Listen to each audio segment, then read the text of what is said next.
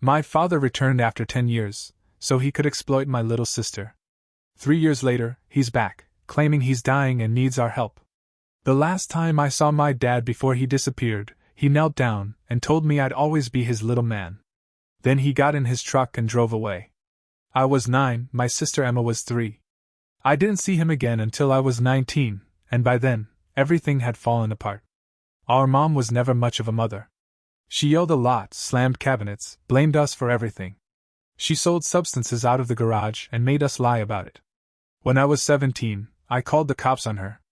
Not because I wanted to be a hero or anything, I just wanted Emma safe. With our mom in jail and our dad long gone, I became Emma's guardian. I dropped out of regular school and switched to online. I worked 2 jobs and picked Emma up from school every day. I skipped meals so I could afford her birthday cake. I had no backup plan and no support, but we were okay. We had each other, and a program we got into gave me $2,000 a month to care for her, which is the only reason we had groceries. Then out of nowhere, my dad came back. He looked healthy, clean clothes, nice shoes. He said the danger was over. He said he wanted to make things right.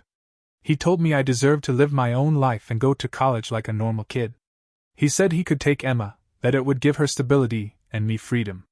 At first, I didn't trust him, but he started showing up to Emma's school plays. He helped us pay a late water bill. He fixed the broken door in our apartment. He said he wasn't perfect, but he wanted to be there now. So I let my guard down. I started to think maybe he changed. I gave him temporary custody. He told me to take a break, move in with Grandma and Grandpa, focus on myself. He promised he'd move there too so Emma wouldn't be alone. So I quit both my jobs. I hugged Emma bye. I left behind my friends and our apartment, and everything I built. I moved across the state and started focusing on myself. And then, just a few weeks later, I got a call from Emma. Her voice was shaking. She said Dad was using the $2,000 to buy drinks and pills. She said there were men in the house every night. She said they hit on her. One tried to touch her.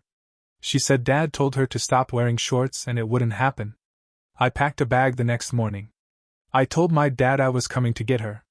He blocked my number. Then I found out he told everyone in the family that I had hit Emma when I had custody.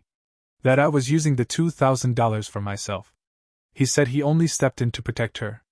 And people believed him. My aunt stopped talking to me. Childhood friends unfollowed me. When I called Emma again, she said she couldn't talk and hung up. I didn't know what to do. I was the one who raised her. I gave up everything for her. And now everyone saw me as the villain. I kept trying to remind myself that Emma was scared, not cruel. That fear could twist the truth. With no one to help me, I went to the one person I swore I'd never see again. My mom. She was still in prison. Still angry. She smirked when she saw me. Said I looked tired. I told her what happened. At first, she just played with me. Told me maybe I got what I deserved. But then she got serious. She said my dad and her both sold substances. Said he was the one who got them into it. But he made a bad deal and skipped town. Left her to take the fall. I asked if she thought he was still dealing. She laughed and said there's no way he's not. That man only comes back when there's something to take. That was all I needed.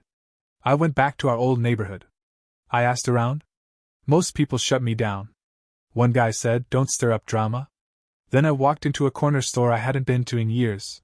The new owner was about my age. She looked at me and asked if I was Paul's son. I said yes. She told me to follow her to the back. She said her dad used to own the place but died a few months back. While cleaning, she found a ledger and a box of tapes. Her dad had been blackmailing people for years. He'd record deals happening out back and collect hush money. One name showed up in the ledger again and again. My dad's. She let me take the tapes. Said they made her feel sick. Said she didn't want anything to do with it. I watched hours of footage. Most were grainy. But the last one hit me like a truck. It was dated just weeks before he came back into our lives. My dad stood behind the store, handing off a bag. He looked over his shoulder, smiled and said, "Gotta clean up. Got court next week." I brought everything to the police. They launched an investigation. 2 weeks later, they arrested my dad at Emma's school. I was granted temporary custody again. Emma cried when she saw me. She said she was sorry. She asked if we were safe now. I told her yes. But I wasn't sure.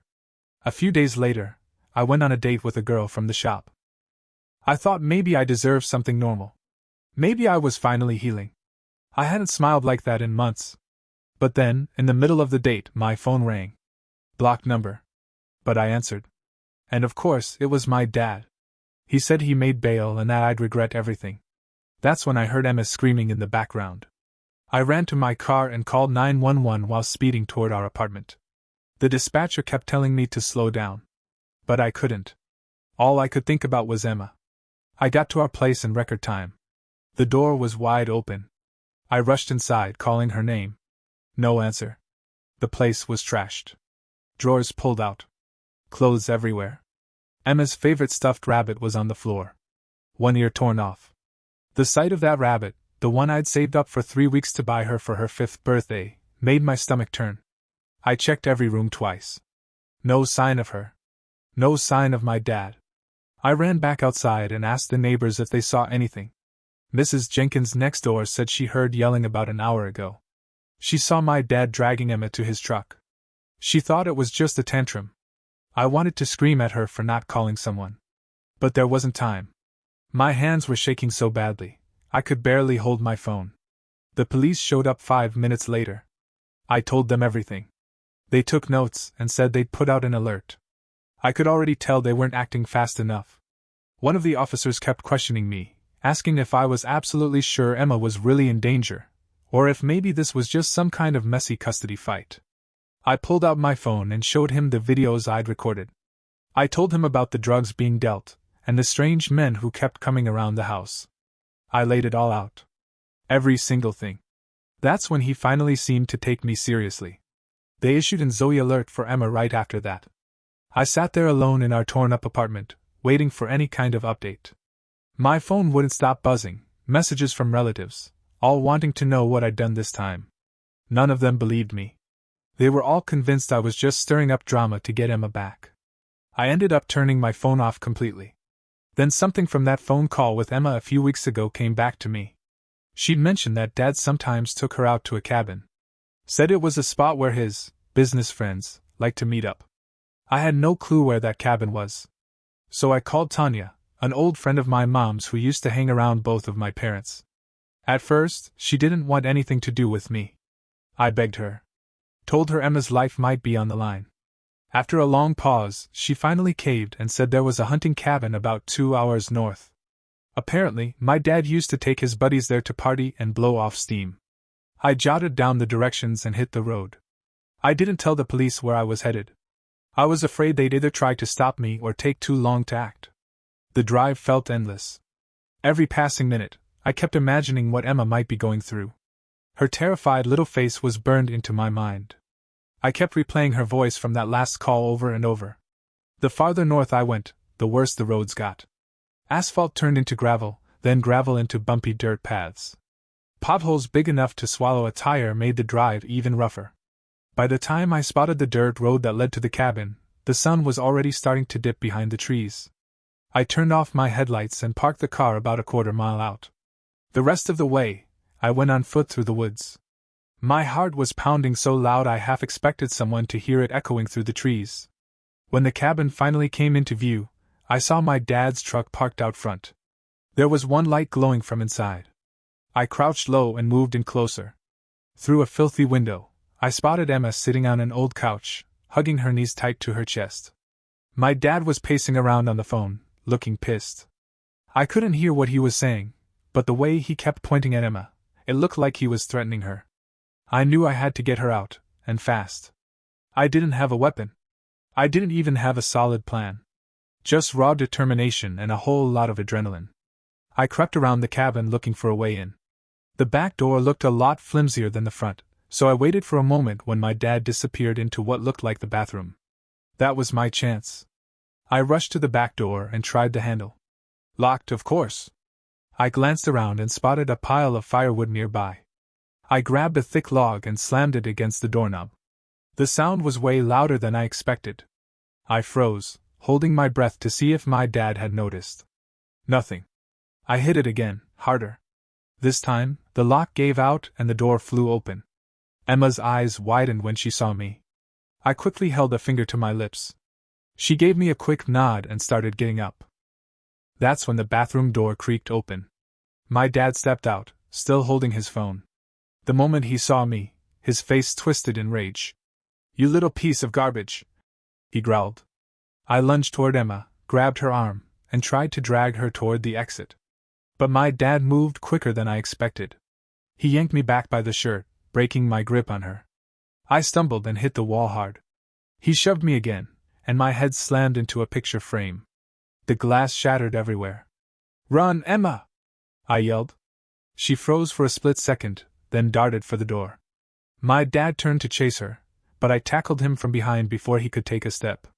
We crashed into the coffee table, which splintered beneath us. I've never been much of a fighter. Still not.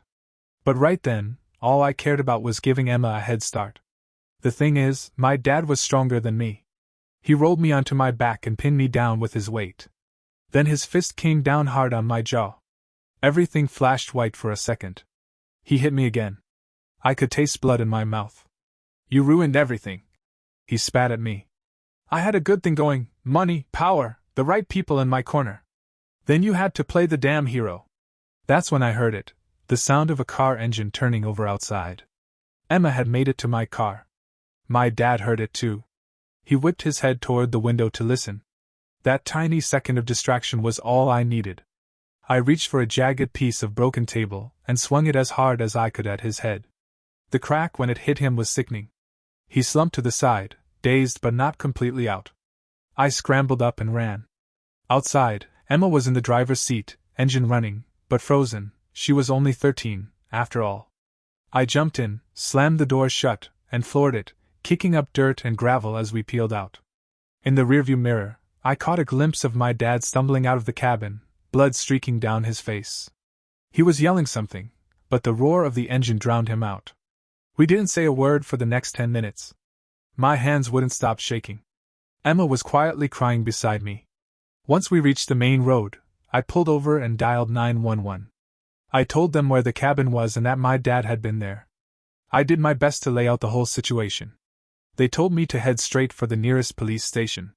It was a small station in a town I'd never even heard of.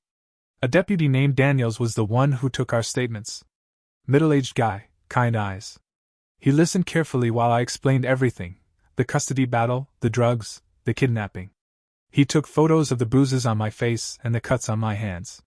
Emma stayed right next to me, clinging to my arm like she was scared I might vanish.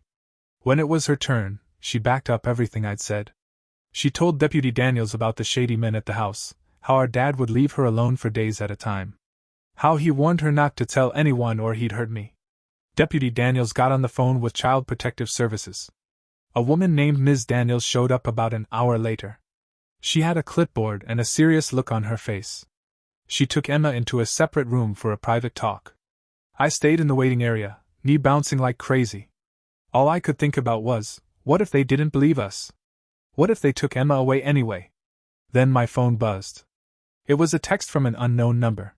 Just 3 words: "This isn't over." I showed it to Deputy Daniels right away. He took my phone and added it to the case file. He told me they'd already sent a team to the cabin, but my dad was gone. His truck was still there, but he'd vanished. They were officially looking for him now. Ms. Daniels came back out with Emma by her side. She told me they had to place Emma in emergency foster care while they sorted everything out. I started to object, but she lifted her hand before I could get a word out. She explained that I could apply for emergency custody, but the paperwork would take a bit of time to process. They had to follow the official channels, no matter what. It felt like I'd just taken a punch straight to the gut. After all we just survived, they were still going to split us up. Emma broke down crying again. She turned to Ms. Daniels and begged her not to take her away from me. For a second, I saw the woman's face soften a little, but she didn't back down. She said the rules were in place for a reason. That's when Deputy Daniels stepped up with an idea. He said there was a family in town, the Whitmans, who often took in kids on short notice. Their place was just a few blocks away from the station. He offered to set it up so Emma could stay there, and I could get a motel nearby. That way, we'd still be close while everything got worked out. It wasn't perfect, but it was a whole lot better than being separated by counties. Ms. Daniels gave the green light. She made some calls and arranged the placement. I hugged Emma tight before they led her off to meet the Whitmans. I told her I'd be there first thing in the morning, that I wasn't leaving town without her, and that somehow, I'd make this right. I ended up checking into this rundown place called the Pine View Motel. The room smelled like stale smoke and cheap cologne, but it was close to where Emma was staying, and that was all that mattered. Still, I couldn't sleep. Every creak of the floorboards, every hum from the vending machine outside made me jump. I kept imagining my dad bursting through the door. Then, around 3 a.m., my phone lit up with another text. It said, "You think you're smart? I know people. This is just beginning." The next morning, I went straight back to the station to ask about the investigation. Deputy Daniels wasn't there. Instead, a younger guy with a buzz cut named Officer Keller was on duty. He didn't seem thrilled to be talking to me. I asked if there was any progress on finding my dad, and he just gave me a half shrug and said things like this take time. When I brought up protection for Emma, he said they'd add more patrols in the area. That was it. I walked out feeling worse than before. So I drove over to the Whitmans' house. It was this neat little blue place with flowers out front and wind chimes on the porch. Mrs. Morgan answered the door. She looked to be in her 50s, wore glasses, had short gray hair, the kind of woman who made you think of home-baked cookies and Sunday school. She said Emma was doing okay, had some breakfast and was curled up on the couch watching cartoons. The second Emma saw me, she jumped up and ran into my arms. We just held on to each other for a long while. Mrs. Morgan gave us a little space. Emma whispered that the Whitmans were nice, but all she wanted was to come home. I explained the situation as gently as I could, told her we just had to wait a few more days for the investigation to wrap up. She nodded, but I could tell she was still scared. I stayed with her most of the day. We played a few board games, watched some old movies, and tried to laugh a little.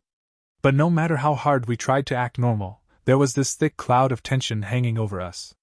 Every time we heard a car drive past the house, both of us tensed up.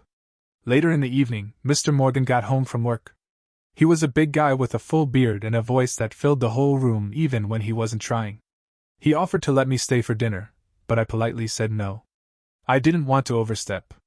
As I was getting ready to leave, Emma grabbed my hand and leaned in close. She whispered that earlier, she'd heard Mr. Morgan talking on the phone with someone, and she was pretty sure he mentioned Paul's kid. My dad's name is Paul. Maybe it was nothing, just a weird coincidence. But my gut started twisting. I couldn't shake the feeling something was off. I went back to my motel and immediately called Deputy Daniels' personal line. He picked up after the third ring. I told him about the threatening texts, and what Emma had overheard in the house. He said he'd look into it, but I could tell he thought I was just rattled. Maybe he was right. Stress can make you see shadows in the light. Still, that uneasy feeling wouldn't go away.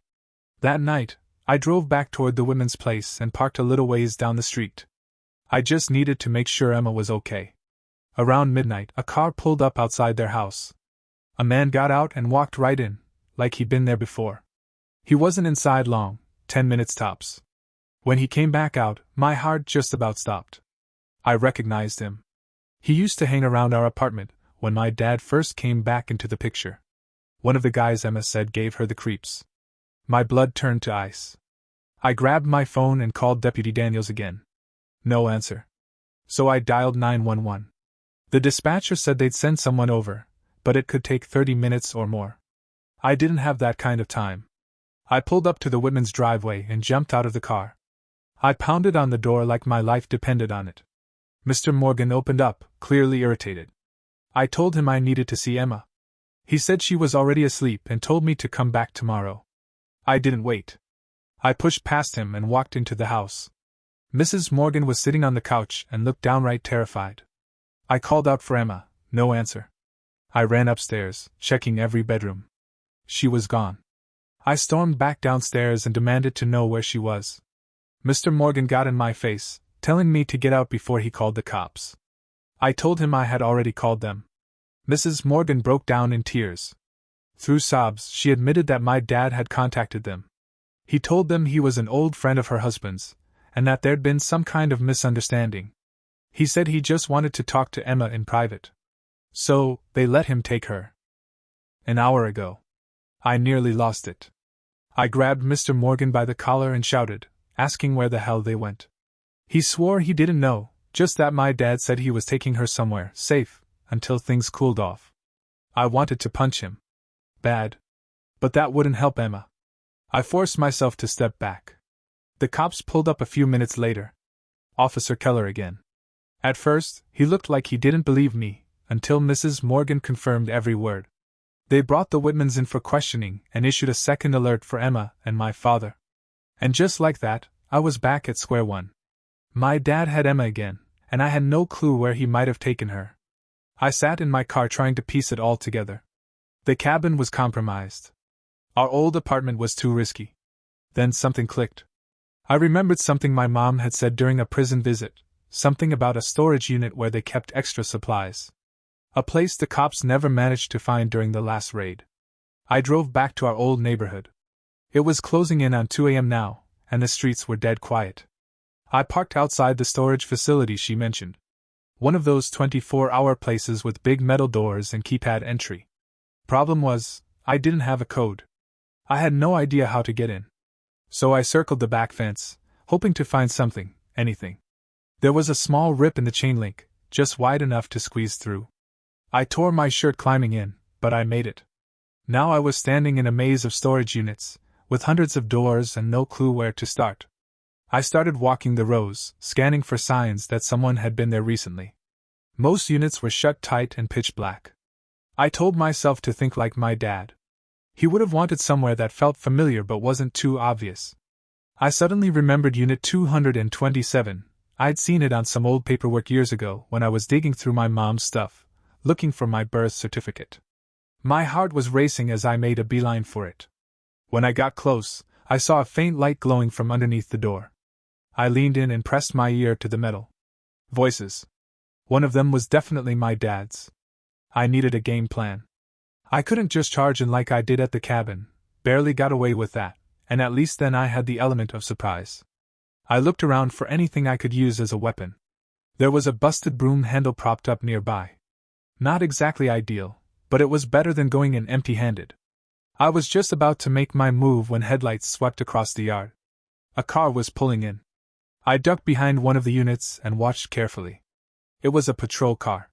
Officer Keller stepped out and walked straight up to Unit 227. He knocked in a pattern, like a code. The door slid open, and there was my dad. They talked for a bit. Then Keller handed him an envelope. My dad flipped through it, looked like cash, nodded, and stepped back inside. Keller left. That's when everything clicked into place.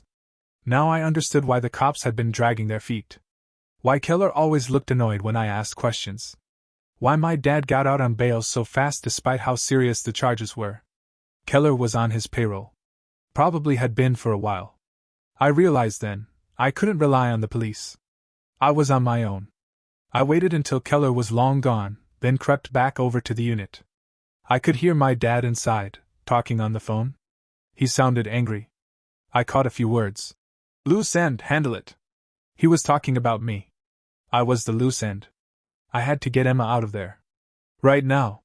I steadied myself, took a breath, and knocked using the same pattern Keller had used. Everything went quiet. Footsteps moved closer. Then the door started rolling up. I tightened my grip on the broom handle. My dad's face came into view, and when he saw me, his eyes went wide. I didn't hesitate. I swung the handle hard and hit him in the shoulder. He stumbled back, shouting. I ducked under the door as it kept rising. Inside, the place had been turned into a rough little living space. A cot, a table, a few chairs. Emma was in the corner, her eyes swollen from crying. She tried to stand when she saw me. But my dad moved fast. He yanked her up and used her like a human shield. You just don't know when to quit, do you? He snarled. I kept my ground, still holding the broom handle. Let her go, Dad. It's over. Keller's not gonna be able to cover for you forever. He laughed coldly. Keller? He's just the tip of the iceberg. I've got half the department in my pocket. You really think anyone's gonna believe you over me? He sneered. I'm just a worried father trying to protect his daughter from her crazy brother. They'll believe the proof, I said. The recordings, the ledger, your whole history. Evidence can vanish, he said, smiling in that awful way. And people can too. Then he pulled a gun from behind his back. My stomach dropped. This had just turned into something much worse. He aimed it straight at me, hand rock steady. Emma whimpered behind him. Here's what's gonna happen, he said. You're gonna walk out, get in your car, and drive. Head west, find a new life. Forget about Emma. Forget about me. If I ever see you again, I'll kill you. Simple. Cold. Final. I looked at Emma. She was terrified, but I also saw something else. A flicker of resolve. She gave me a tiny nod. Then, without warning, she stomped hard on my dad's foot. He yelped and loosened his grip just enough. She pulled free and ran straight to me. He raised the gun again, but I was already in motion. I hurled the broom handle at him. It didn't hit him directly, but it threw him off just long enough for me to grab Emma and dive behind some stacked boxes. A gunshot rang out, splintering wood inches from my head. You're just making this worse, he yelled. There's no way out but through me. He wasn't wrong. There was no other exit except through the front, and he was blocking it. I frantically looked around for any other way. There, a small window way up on the back wall. Too small for me, but maybe Emma could squeeze through. I leaned in close and whispered my plan. She nodded, pale but ready. I counted down. 3, 2, 1. We made our move. I hoisted her up as another bullet flew past and hit a metal rack, throwing off sparks. She managed to wriggle through the window and disappear on the other side. Now it was just me and him. I ducked behind a cabinet as he fired again. Click. He was out of bullets. He cursed and started reloading. That was my chance. I ran straight at him. We crashed to the ground, struggling on the cold concrete. He had more strength, but I was running on pure adrenaline. I was fighting for my life, and Emma's. I landed a hard punch right to his jaw. His head snapped back. I scrambled toward the gun, but he grabbed my leg and yanked me back. He flipped me over and wrapped his hands around my throat. I should have done this years ago, he growled, tightening his grip. My vision started to go dark. I clawed at him, but he was too strong. This was it. I was going to die here. My last thought was that at least Emma got out. And then, out of nowhere, his weight vanished. I rolled onto my side, gasping for breath. Through blurry eyes, I saw Emma standing there, clutching a fire extinguisher. He was on the floor, holding his head. I called Deputy Daniels, she said, her voice shaking. He's coming. The real police. Not Keller. My dad tried to lunge for her again, but I got to him first. I tackled him and let it all out. All the years of hurt, every moment of fear, every ounce of rage, I poured it into my fists. I hit him until my hands were raw, until he stopped fighting, until he just lay there, alive but completely out cold. Emma helped me up. We held each other tight, both of us shaking. Outside, sirens grew louder.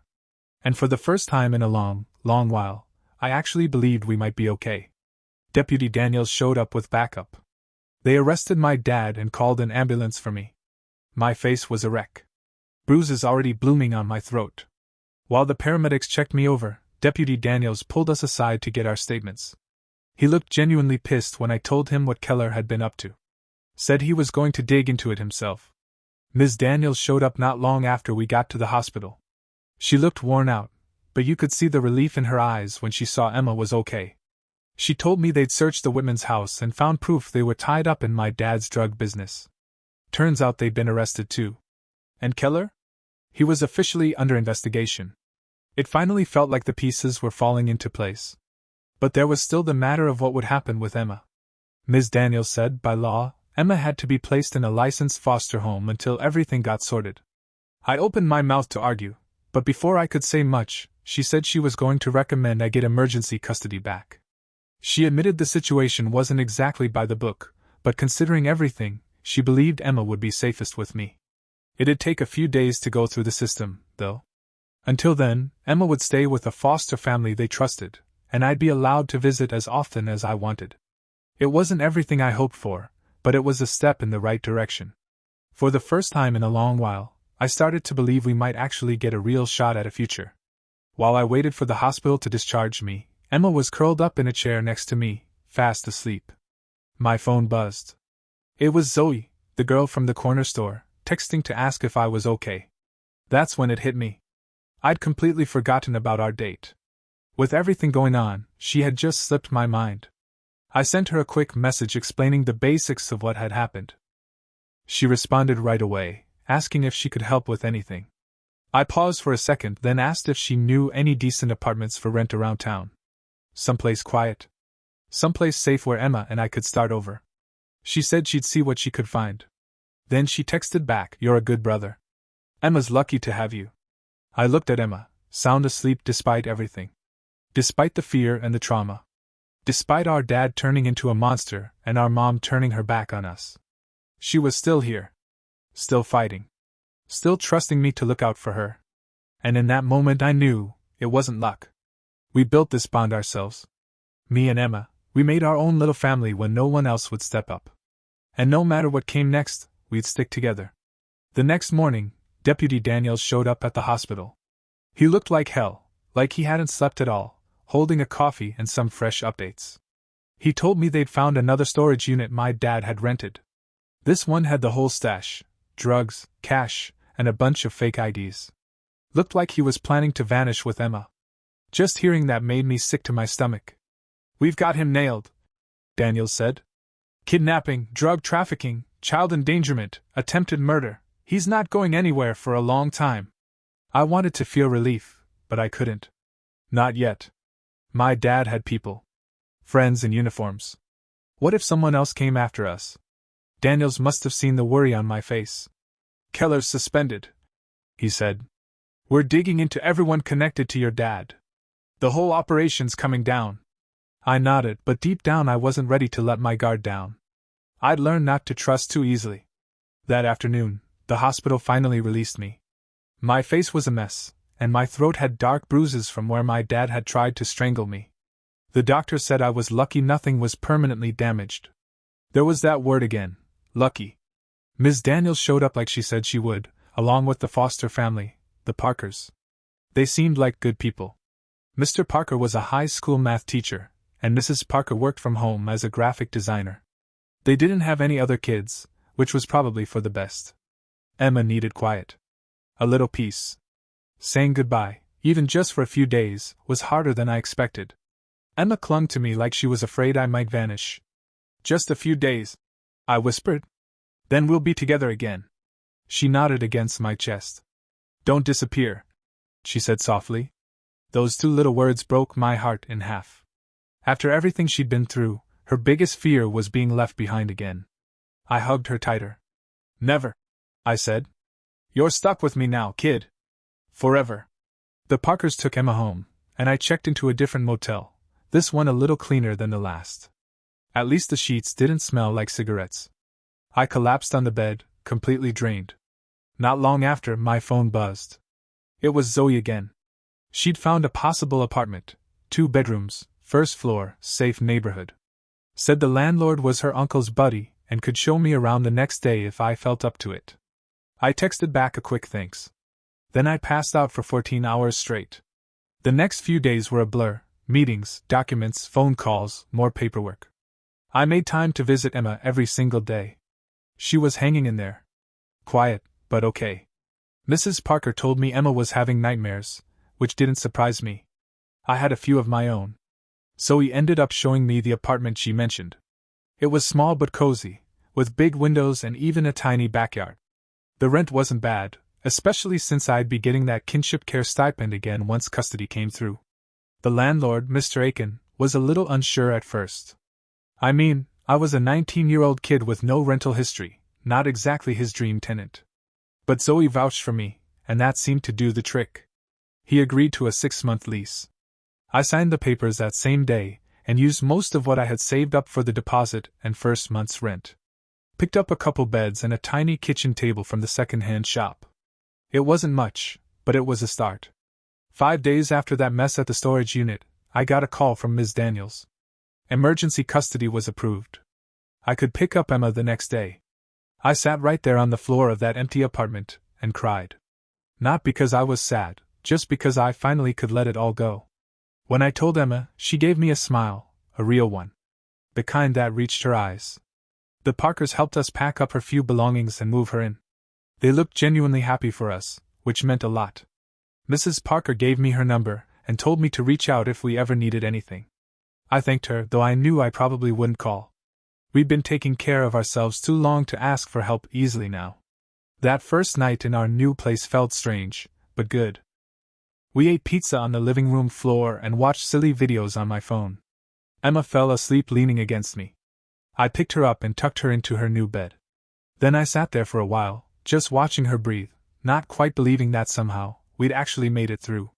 The next morning, my phone rang. It was Deputy Daniels on the line. He told me they were officially charging Officer Keller with both corruption and obstruction of justice. Turned out they'd uncovered proof that he'd been taking bribes from my dad for years. The Whitmans had started cooperating too. They were giving up names of others involved in the drug operation. The whole thing was starting to fall apart. "Your dad's lawyer is pushing hard for a plea deal," Daniels told me. "But the DA's not going for it. With everything we've got, and Emma's statement on top of that, he's staring down a minimum of 15 to 20 years. I thanked him for keeping me in the loop. Once I hung up, I just sat there at the kitchen table, trying to wrap my head around it. My dad was going to be gone for a long time. Mom was already locked up. It hit me, Emma and I were really on our own now. And maybe that wasn't such a bad thing. Maybe being without parents like ours was better than living in fear. A week later, we had our first session with a family therapist. Ms. Daniels had arranged it as part of the custody deal. The therapist was a woman named Dr. Patel, no relation to our landlord. She had this gentle, steady way of talking and, thankfully, didn't treat Emma like a little kid. I really appreciated that.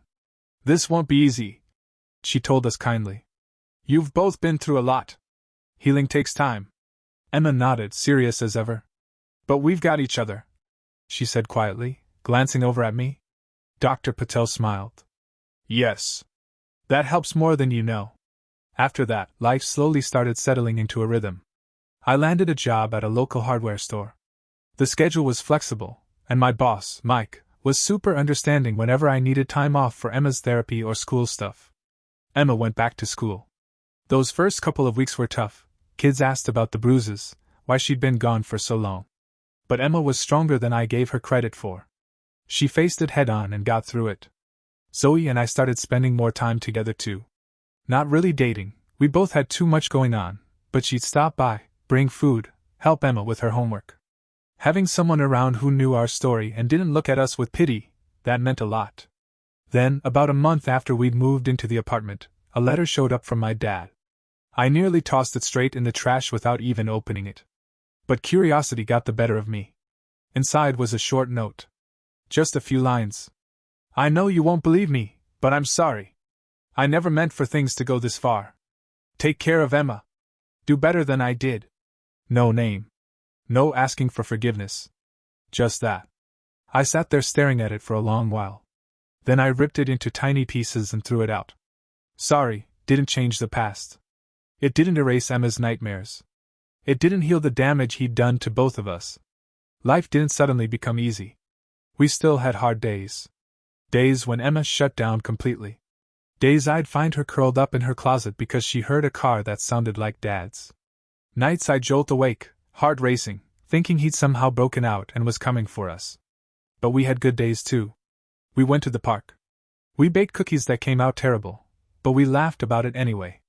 We built a blanket fort in the living room and camped out there one night when a thunderstorm scared Emma.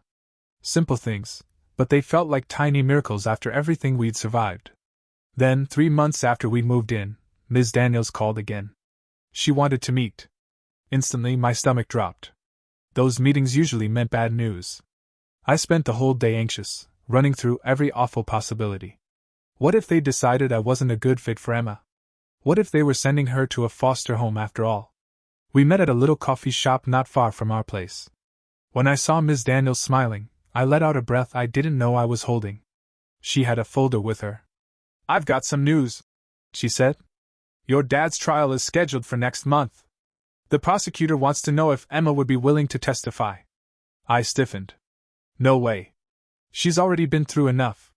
Ms. Daniels raised her hand gently. "I agree. So does the prosecutor, actually.